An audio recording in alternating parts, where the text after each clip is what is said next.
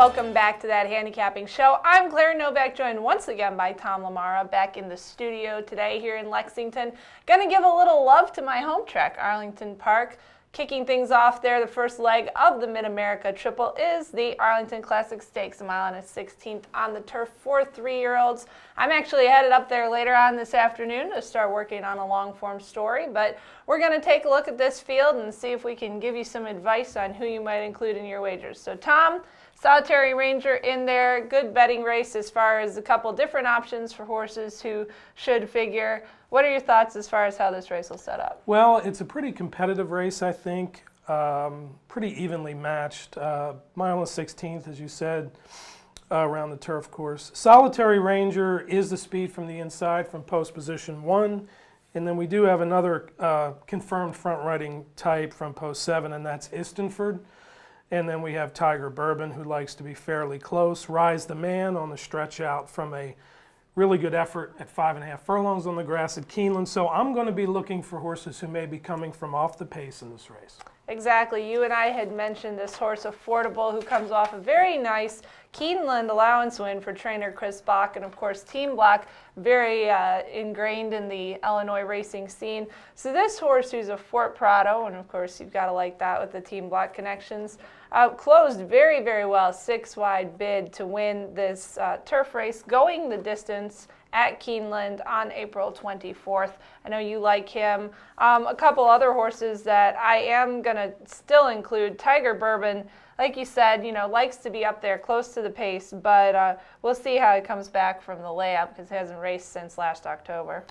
Pretty good works, though. He's worked on the grass at Churchill Downs consistently, which is a good sign, and pretty good works. Affordable, as you had mentioned, too, also does have a victory on the Arlington Park turf. He broke his maiden in his first start. Affordable 2 for 2 on the grass.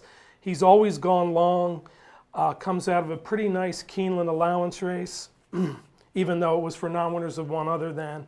Just seems to be the kind of horse, the block homebred, that will really, really run well in a spot like this. Chief Barker intrigues me the most, however.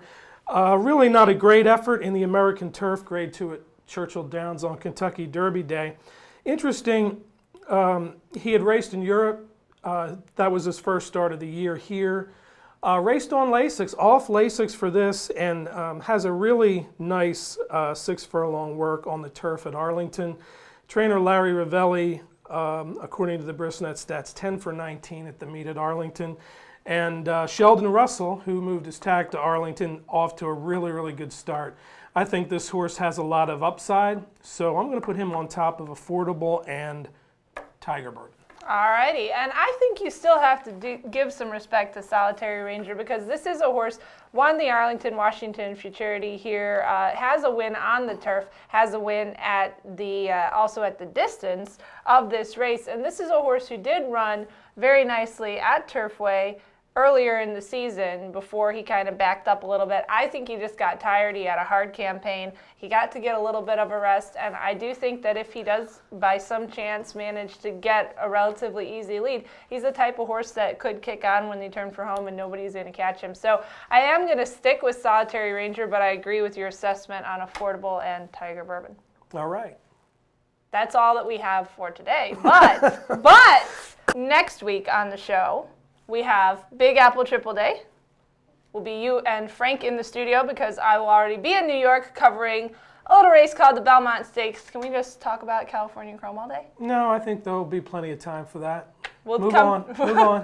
We'll come to you live from Belmont Park for the well, not exactly live, but we'll come to you from Belmont Park with the Handicapping Show in 2 weeks. Until then, thanks as always to Briss for the PPs. For Tom, I'm Claire. Thanks for watching.